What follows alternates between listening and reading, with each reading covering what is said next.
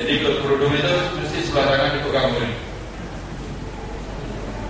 Pegang begitu itu bisa dipastikan perempuan Iran. Kalau naik bis haji itu kap atap mobil itu dibuka. Karena bagi dia atap mobil itu tidak boleh.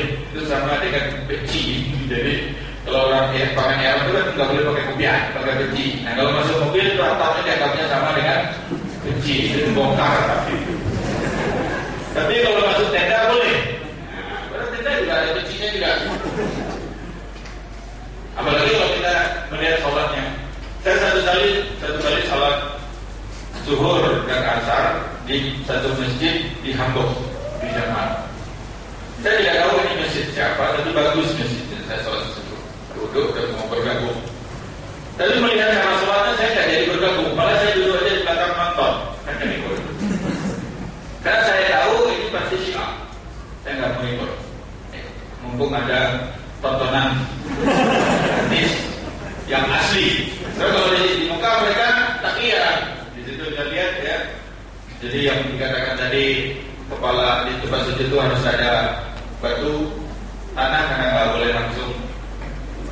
Ini sajadah ini sedang menghalangi dengan bumi dengan arf. Tempat sujud kita itu bumi arf, ada batu kecil. Kemudian yang menarik lagi salatnya itu salat zuhur dan sir ya. Al-Fatihah dan ayatnya disirkan, tapi bacaan ruku dijaharkan. Bacaan ruku dan bacaan sujud itu dijaharkan. Kemudian dijamaah.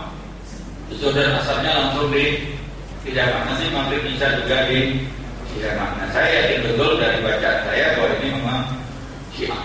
Lebih baik saya tunggu saja mereka saya sholat daripada saya ikut sholat, nanti saya tengah batik menyesuaikan diri susah. Nah setelah mereka selesai baru kami berdua sholat di masjid itu. Saya nggak tahu apa mereka nonton saya atau tidak. Implikasinya. Jazakallah khairan kepada para pembicara kita, Profesor Ilyas dan Abdurrahman dan Syaiman. Berhubung waktu juga kita lagi masuk waktu asar, insyaallah waktu kita untuk seminar ini kita cukupkan sampai detik ini.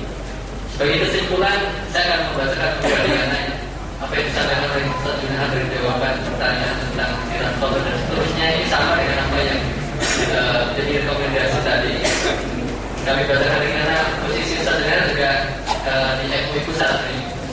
Yang pertama, hendaknya ajaran Syiah di Indonesia mendapat pengawasan khusus dari pemerintah agar keberagaman umat Islam dapat tetap konsisten di atas ajaran yang benar, dan peristiwa-peristiwa sejarah yang telah disebutkan di atas, yakni bagaimana mereka bernama kaum muslimin itu tidak terulang kembali. Sedangkan orang-orang yang telah terlibat di dalam kelompok Syiah segera disadarkan agar dapat kembali ke Islam yang benar. Yang kedua, menghentikan pengiriman mahasiswa Indonesia ke Iran untuk belajar pemikiran Syiah sebab mudaratnya sangat besar terhadap keutuhan bangsa di dalam negeri kelak. Yang ketiga, mengawasi studi-studi tentang budaya Iran di institusi pendidikan atau universitas yang telah menjadi kesepakatan dengan pemerintah Iran untuk memberikan koran atau budaya tadi sudah disampaikan juga. Yang keempat, terakhir adalah memberikan kesempatan khusus kepada remaja muslim yang telah memenuhi kemampuan ilmu syar'i untuk lebih banyak meneliti tentang ajaran Syiah dan memberikan tanggapan terhadap gerakan mereka di Indonesia.